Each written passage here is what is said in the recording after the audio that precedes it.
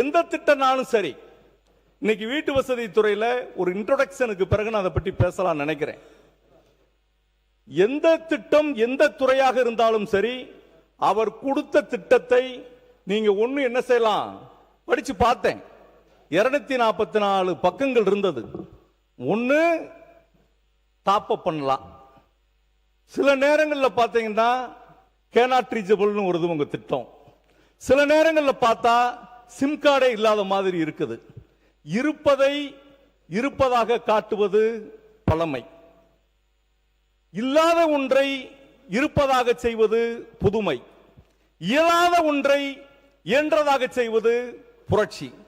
நீங்கள் மாபெரும் புரட்சியை நாங்கள் செய்ய போகிறோம் என்று உங்களுடைய பட்ஜெட்ல நீங்க சொன்னீங்க, ஆளுநர் உரையில சொன்னீங்க, எலெக்ஷன் அஜெண்டாவில் சொன்னீங்க. 244 பக்கங்களையும் புரட்டி பார்க்கிற போது இதில் எந்த புரட்சியும் இல்லை. இருக்கிறதும் இல்லாததை போன்றிருக்கிறது. பெரிய புதிய திட்டங்களும் சிறப்பிக்கக்கூடிய அளவிற்கு மக்கள் மன்றத்தை கவரக்கூடிய அளவிற்கு உங்களுக்கு எந்த திட்டங்களும் இல்லை. மக்களுக்கு பயன் கொடுக்கக்கூடிய திட்டமாகவும் இல்லை. இதை வீட்டு வசதி, நகர்ப்புற வளர்ச்சித்துறை இது தொடர்பான மானிய கோரிக்கையை அடுத்து நாம் பேசிக்கொள்ளலாம். இந்த இடத்துல எங்களுடைய இளம் தலைவர், அனைத்து திராவிட முன்னேற்ற கழகத்தினுடைய சட்டமன்ற உறுப்பினர்களின் சார்பாக மாண்புமிகு பேரவைத் தலைவரிடம் ஒரு கோரிக்கையை வைத்தார்கள். ஒரு 204வது பாடலாக புறநானூற்றில் கலைதின் யானையார் என்ற ஒரு பெரும்புலவர் ஒரு பாடலை எழுதியிருக்கிறார். ஈயன இரத்தல் இழிந்தன்று அதன் எதிர் ஈயேன் என்பது அதனும் இழிந்தன்று, கொல்லன கொடுத்தல் உயர்ந்தன்று அதன் எதிர் கொல்லேன் என்றல் அதனும் உயர்ந்தன்று.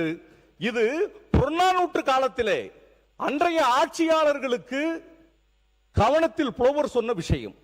இங்கு மாண்புமிகு முதலமைச்சர் அவர்கள் ஆட்சியாளராக இருந்து உங்கள் அத்தனை சட்டமன்ற உறுப்பினர்களுக்கும் எங்களுக்கு கேட்காமலேயே கார் கொடுப்பேன் என்று சொன்னார். ஆனால் கொடுத்தார். கொல்லேன் என்றால் அதனும் உயர்ந்தன்று என்பதை இந்த நாட்டு மக்களினுடைய விவசாய பெருங்குடி மக்கள் எங்களுடைய விவசாய கடனை முழுமையாக தள்ளுபடி செய்யவில்லை. இந்த நாட்டிலே கொடுக்கப்பட்டிருக்கக்கூடிய திட்டங்கள், மீனவ சகோதரர்களுக்கு 20,000 ரூபாய் நிவாரணத் தொகை கொடுக்க வேண்டும் என்று சொன்னார்கள். எல்லாரும் வாயிலே தான் வடை சுடுவார்கள். ஆனால் நான் வந்தால் அடுத்த நிமிடம் இந்த மீனவ சமுதாய மக்களினுடைய பிரதிநிதியாக முதல் கையெழுத்தாக அது இருக்கும் என்பது காணல. இந்த இடத்துல காரை வாங்கி என்ன செய்ய போறோம்? நாட்டு மக்களினுடைய வாழ்வாதாரத்தை மாண்புமிகு முதலமைச்சர் அவர்கள் உயர்த்த வேண்டும் என்பதற்காக கார் எப்படி இந்த அவையில் முதலமைச்சர் அவர்கள் கார் குறித்து எப்படி அனௌன்ஸ் பண்ணாங்கன்னு எல்லாருக்கும் தெரியும். அதாவது விடுதலை சிறுத்தை கட்சியை சேர்ந்த உறுப்பினர் அவர்கள் வேண்டுகோள் விடுத்ததற்கு இணங்க முதலமைச்சர் அவர்கள் அதை பணிவாக பரிசீலித்து அதை கார் அனௌன்ஸ் பண்ணாங்க. நாங்கள் எல்லாம் எல்லா தொகுதிக்கும் போகிறோம், எல்லாரும் தொகுதிக்கு போகிறோம், எல்லாரும் பார்க்குறோம். பல உறுப்பினர்கள் சொன்னாங்க 5 கார் வச்சிருக்கோம், 10 கார் வச்சிருக்கோம்னு. 5 கார் 10 கார் வச்சிருக்கிறதுலாம் பிரச்சனை இல்லை, தொகுதியில் போய் சுற்றி பார்க்கணும். ஏன்னா ஒவ்வொரு உறுப்பினர்களும் இன்னைக்கு இருக்கிற எம்எல்ஏக்கெல்லாம் நாங்கள் போறப்போ, கடந்த வாரம் நான் ஒரு கிராமத்துக்கு போனேன். அந்த கிராமத்திற்கு இது வரைக்கும் சட்டமன்ற உறுப்பினரே வந்ததில்லை. நீங்க 5 கார் 10 கார் வச்சிருக்கலாம் பிரச்சனை இல்லை. சட்டமன்ற உறுப்பினர் மக்கள் பணியை செய்வதற்கு அவர்களுக்கு வாகனம் தேவை. இன்னைக்கு இருக்கிற தாசில்தார் லெவல்ல இருந்து எல்லாருக்கும் வாகனம் இருக்கு. வாகனம் தேவை, சட்டமன்ற உறுப்பினர் தேவை என்பதை அறிந்து முதல்வர் அவர்கள் சட்டமன்ற உறுப்பினர்கள் மக்களை சந்திச்சு மக்கள் குறைகளை கேட்டு இங்க அவையிலையும் அமைச்சர்களும் தெரிவிக்க வேண்டும் என்ற ஒரே காரணத்திற்காக சட்டமன்ற உறுப்பினர்களுக்கு வாகனத்தை வழங்கியுள்ளார். நீங்க அதை குறித்து திரும்ப திரும்ப நீங்கள் இதை கொண்டு வருவீர்களானால் இன்னும் விரிவாக நீங்க போய் உங்க தொகுதிகளில் இதுக்கு முன்னாடி 5 முறை சட்டமன்ற உறுப்பினர் வந்திருக்கீங்க, 6 முறை வந்திருக்கீங்க. தொகுதியில் போய் பாருங்க. இப்ப நான்லாம் போய் பார்க்கிற ஊர்ல இது வரைக்கும் எங்க கிராமத்திற்கு எம்எல்ஏ வரலன்றாங்க. 5 கார் இருந்து 6 கார் இருந்து என்ன பிரயோஜனம்? இனிமேல் பாருங்க, சட்டமன்ற உறுப்பினர் போய் கிராமத்துல போய் மக்களை போய் பாருங்க என்பதை தெரிவித்துக் கொண்டு, இது போல தேவையில்லாத விஷயங்களை கொண்டு வருவதால்தான் மீண்டும் உருவாகுது என்பதை தெரிவித்துக் கொள்கிறேன். இந்த விவாதம் ரொம்ப ஆரோக்கியமா நடக்கணும், சுமூகமா நடக்கணும் தான் எல்லாரும் விரும்புறோம். உறுப்பினர் பேசுறப்ப சொன்னாரு வாயில வடை சுட்டோம் அப்படின்னு சொல்றாங்க. யாரு வாயில வடை சுட்டாங்க? மக்கள் யாருக்கு அதனால தீர்ப்பு வழங்கினான்னு மக்களுக்கு நல்லா தெரியும். அப்புறம் சொன்னாங்க, இப்ப நம்ம செஞ்சதெல்லாம் ஆட்சிக்கு வந்த 100 நாள் தான் ஆச்சு. ஆட்சிக்கு வந்தது 100 நாள் தான் ஆச்சு. இப்ப இவங்க எல்லாம் கொடுக்க முடியுமா? இந்த திட்டங்களை நான் அறிவிச்ச தேர்தல் வாக்குல நிறைவேற்ற முடியுமான்னு கேட்டவங்களுக்கு எல்லாம் ஒவ்வொரு 110 விதியின் கீழே மாண்பு முதலமைச்சர் ஒவ்வொரு திட்டமா அறிவிச்சுட்டு தான் இருக்காரு.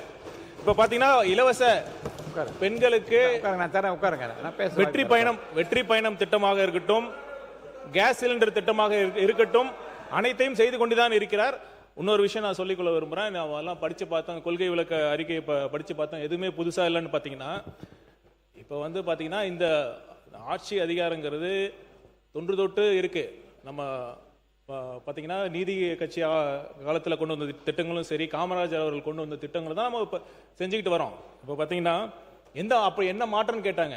ஆட்சி வந்தது பிறகு வீடு கட்டும் உரிமையாக இருக்கட்டும், கட்டிடம் கட்ட உரிமையாக இருக்கட்டும், நேர்மையான முறையில் ஒரு ஸ்கொயர் ஃபீட்டுக்கு எவ்வளோன்னு கொடுக்காம நம்ம அனுமதி கொடுத்துட்டு இருக்கோம்.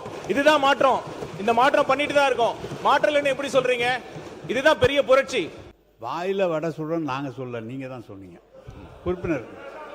இல்ல இல்ல, நீங்க சொன்னதுதான் அவர் சொன்னார். மேல சட்டத்துறை அமைச்சர் சொன்னார், நீங்க கார் வேணுங்கிறவங்க, நீங்க சட்டத்துறை அமைச்சர் சொன்ன கார் வேணுங்கிறவங்க நீங்க தொகுதியை சுற்றுப்பாடு இருக்கு. அவரை நீங்க போல ஒரே தொகுதியில 3 தடவை வெற்றி பெற்றிருக்கார். 3வது தடவை ஒரே தொகுதியில 3 முறை வெற்றி பெற்றிருக்கிறார். மக்கள் நன்மதிப்பை பெற்றிருக்கிறார். அதுவா முக்கியம். மாண்பு சட்டமன்ற உறுப்பினர்கள் தங்கள் பணிகளை ஆற்றுவதற்கு அரசின் சார்பாக வாகனங்கள் வழங்குற போது யாருக்கு ஒரு தனி மரியாதை இருக்கு. நீங்க எத்தனை கோடியில் கார் ஓட்டினாலுமே அரசு கொடுக்கின்ற காரிலே போகிற போது அதற்கு தனி மரியாதை இருக்கும் ஒன்று. ஆனால் எங்களை பற்றி நீங்கள் சொல்லுகிற போது கார் ரேஸுக்கு 24 கோடி செலவு பண்ணீங்களா? அதெல்லாம் யாரப்பா காசு? அமைச்சர் என்ன சொன்னீங்க? 24 கார் ரேஸுக்கு 24 கோடி செலவு பண்ணி அது எந்த பணம்னு கேட்டேன். ஸ்போர்ட்ஸ் மினிஸ்டர் அமைச்சர், அவர் ஸ்போர்ட்ஸ் மினிஸ்டர் செஸ் நடத்தினாரு, ஹாக்கி நடத்தினாரு. அது போல தான் வெளிநாட்டில் இருக்கிறது மாதிரி இங்க இருக்கிற கார் நடத்தினாரு. கார் நடத்த நீங்க 20 இல்ல நான் சொல்றேன் கேளுங்க. நீங்க கார் நடத்தின உட்காருங்க, உட்காருங்க, உட்காருங்க, உட்காருங்க, உட்காருங்க, உட்காருப்பா தம்பி, உட்காரு, உட்காருங்க. கண்ட்ரோல் பண்ணுங்க, கண்ட்ரோல் பண்ணுங்க, உட்காருங்க, உட்காருங்க, உட்காருங்க, உட்காருங்க. அவர் விளையாட்டுத்துறை அமைச்சராக இருந்தார், அதனால செய்தார்னு சொன்னீங்க.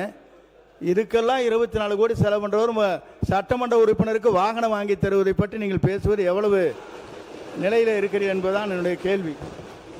அவர் ஸ்போர்ட்ஸ் மினிஸ்டர், அவர் நடத்துறாரு சொன்னாங்க. நீங்க கூட தான் ஸ்போர்ட்ஸ் மினிஸ்டர் இருந்தீங்க. 10 கோடி ரூபாய்க்கு வாங்கி ஒண்ணுமே செய்யாம நிறுத்திட்டீங்க. நீங்க மெடலை யாருக்கும் கொடுக்கல, நீங்க செய்யவே இல்லை. நீங்க அதுக்காக உங்களை மாதிரியா நாங்க இருக்கணுமா? எப்படி? ஆதார் இருந்தா சொல்லுங்க. இப்ப நீங்க செய்யலன்னு சொல்லுங்க. இருங்க, கார் ரேஸ்க்கு நீங்க செலவு பண்ணியான்னு சொல்லுங்க. அவை முன்னவர் பேசுங்க. இந்த கார் பிரச்சனை பற்றி இல்லைங்க, இந்த கார் பிரச்சனை பற்றி தயவு செய்து ஒரு முடிவுக்கு வாருங்க. ஏன்னா ஒரு மாண்புமிகு உறுப்பினர் அவர் தன்னுடைய இயலாமை குறித்து, பொருளாதார நெருக்கடி குறித்து இதே போன்று மற்றவர்களுக்கும் சிரமம் இருக்குமோ என்று கருதி ஒரு கோரிக்கை வைத்தார். மாண்பு முதலமைச்சர் அவர்கள் உடனடியாக அப்படி யார் யாருக்கு கார் தேவைப்படுமோ என்று கணக்கெல்லாம் எடுத்து பார்க்காமல் எல்லோருக்கும் வாரி வழங்க வேண்டும் என்ற அடிப்படையில் கார் திட்டத்தை அறிவித்தார். இதிலே திராவிட முன்னேற்ற கழகத்தை பொறுத்த வரைக்கும் எங்களுக்கு வசதி வாய்ப்பும் இருக்கிறது, மற்ற பிரச்சனைகளில் நீங்கள் கவனம் செலுத்துங்கள், எங்களுக்கு தேவையில்லை என்று சொன்னபோது, தேவை இருக்கின்றவர்கள் அந்த வாய்ப்பு எங்களுக்கு ஏற்கனவே இருக்கிறது என்று கருதுகின்றவர்கள் வேண்டாம் என்று சொன்னால் அதில் தடை எதுவும் யாரும் சொல்ல முடியாது. ஏன்னா இந்த கார் பிரச்சனை பற்றி தொடர்ந்து பேசுவதை நீங்கள் தவிர்க்க வேண்டும் என்று கேட்டு, ஏன்னா ஒரு உறுப்பினருடைய உள்ளக்கடைக்கை புரிந்து கொண்டு அவர் அவசியத்தை புரிந்து கொண்டு அதே போன்று விரும்புகிற, வாய்ப்பை பயன்படுத்தி கொள்ள விரும்புகிற, இன்னும் கூட பல்வேறு நிலைகளில் சிரமத்திலே இருக்கக்கூடிய மாமன்ற உறுப்பினர் அதை உறுதியாக அதை பயன்படுத்தி கொள்ளுகின்றவர்களுக்காகத்தான் இந்த திட்டம் அறிவிக்கப்பட்டிருக்கிறதே தவிர எனக்கு 10 கார் இருக்குது, 4 கார் இருக்குது, நான் தேவையில்லை என்றால் இங்கே வந்து பதிவு பண்ண தேவையில்லை. அது தேவையற்ற ஒரு செய்தியாக நான் கருதி இங்கே விட்டுருங்க. அரசாங்கம் அதுக்காக கார் கொடுத்ததற்காக நீங்கள் வந்து அந்த மானியத்தை கொடுக்கவில்லையே, இந்த திட்டத்தை அறிவித்து என்று சொல்ல வேண்டிய அவசியம் இல்லை. ஏனென்றால் இதுவும் தேவை, அதுவும் தேவைதான். இருங்க, அந்தந்த காலகட்ட இல்லை தேவை இல்லை, எது தேவையோ உரிய நேரத்தில் அது அளிக்கப்படுகிறது. விரைவாக தொகுதிகளுக்கு சென்று தங்கள் பணிகளை ஆற்றுவதற்கு இது ஏதுவாக இருக்குமேனால், அது பயனுள்ளதாக இருக்குமேனால் அதை செய்ய வேண்டும் என்கின்ற முதல்வருடைய அறிவிப்பை நான் வரவேற்று அதோடு நிறுத்திக் கொள்ள வேண்டுமே தவிர இதை ஒரு பிரச்சனையாக்கி இதை கொடுத்தீர்கள், அதை ஏன் கொடுக்கவில்லை, இதை ஏன் கொடுக்கவில்லை என்று கேட்பதில் எனக்கு உடன்பாடு இல்லை. எங்களுடைய உறுப்பினர் பேசும்பொழுது இங்கே முதலமைச்சர் 110 அறிவிப்பில் கொடுத்துருக்கிறாரு. எங்களுடைய தலைவர் எடுத்த முடிவு, யார் யாருக்கு கார் இல்லையோ அவங்களுக்கெல்லாம் நீங்கள் வாங்கி கொடுங்க, விவசாய கடன்லாம் இன்னும் தள்ளுபடி பண்ணல, அதெல்லாம் நீங்கள் தேர்தல் கொடுத்த அறிவிப்பு, வாக்குறுதி. ஆட்சி பொறுப்பு ஏற்கும்போது என்ன சொன்னீங்கன்னா, சென்ற அரசு கஜானாவை தொடச்சி வச்சுட்டு போயிட்டாங்கன்னு இப்படிலாம் குறை சொல்லிட்டு இருக்கீங்க. எனவே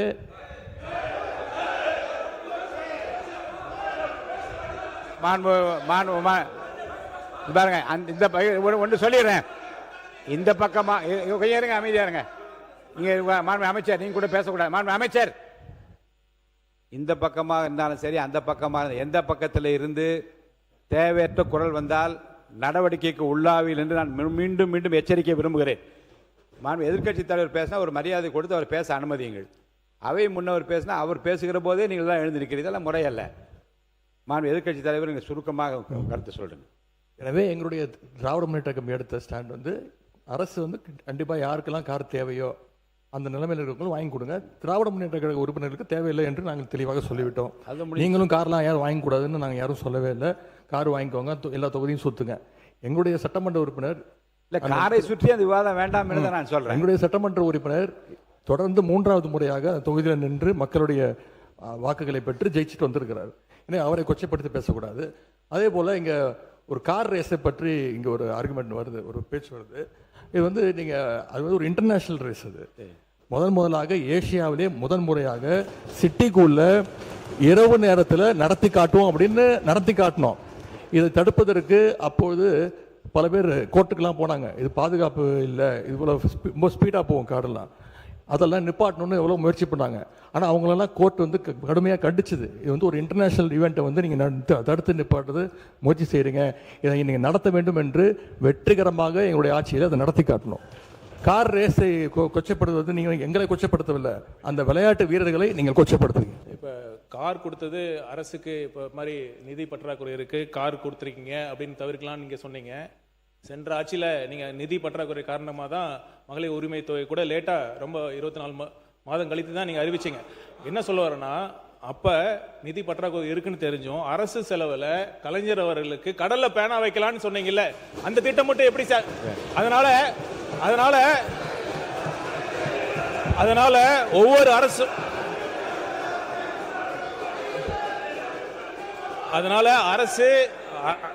நிதி நிலைமையை கருத்தில் கொண்டு ஒரு சட்டமன்ற உறுப்பினர்களுக்கு ஒரு வாகனம் என்பது மிகவும் அவசியம். ஏன்னா தொகுதி முழுதும் போனாதான் இப்ப நீங்க பேசுறீங்க, தொகுதி பிரச்சனை பத்தி பேசுறீங்க. அது காரணம் என்ன?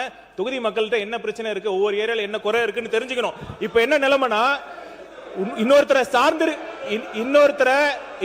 சார்ந்து இருக்க வேண்டிய நிலைமை இருக்கு. இன்னொருத்தரோட கார் கொடுக்க வேண்டியது இருக்கு, அவங்களுடைய பெட்ரோல் நம்ம யூஸ் பண்ண வேண்டியது இருக்கு, அவங்களுடைய வாகன டிரைவர் யூஸ் பண்ண வேண்டியது இருக்கு.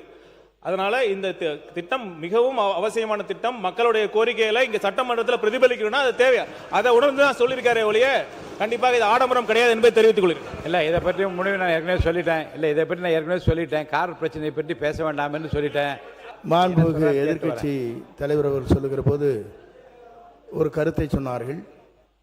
நான் நிதியை பற்றி சொன்னேனே தவிர வீரர்கள் வந்து கொச்சைப்படுத்துவதை போல் என்று வார்த்தைகள் நீங்கள் சொல்லியிருப்பது அவை குறிப்பிலிருந்து நீங்கள் தயவு கூர்ந்து இல்லை, எந்த வீரர்களை பற்றி நாங்கள் கொச்சைப்படுத்தவில்லை. இவ்வளோ நிதி செலவு செய்யப்பட்டிருக்கிறது என்று சொன்னோமே. இருங்க சொல்லி இருக்கிறோம். நீங்கள் ஆரம்பிச்சுக்கிட்டு தான் நாங்கள் சொல்ல வேண்டியிருக்குப்பா. மார்க்கண்டேயன் சொல்லின்னு சொன்னால் இன்றைக்கி இந்த பிரச்சனையே வந்திருக்கு. அவர் ஆரம்பிச்சு விட்டார், இன்றைக்கி வரைக்கும் அமைதியாக போச்சு. அவர் எப்போ ஆரம்பித்தாலும் இதே பிரச்சனை தான். வாயிலே வடை சுடுகிறார் என்ற வார்த்தை ஏற்கனவே இந்த பக்கம் வந்தது, அது அவை குறிப்பில் இருக்கிறது. இவரும் வாயில வடை. இப்போ என்ன எனக்கு கவலை வந்திருக்கிறது என்றால், சட்டமன்றத்துக்குள்ளே எல்லோருமே வாயிலை வடை சுட்டுக் கொண்டிருக்கிறார். எப்போது நமக்கெல்லாம் திட்டம் என்று காத்திருக்கிற மக்களுக்காக நீங்கள் பேச வேண்டும் என்று நான் விரும்புகிறேன்.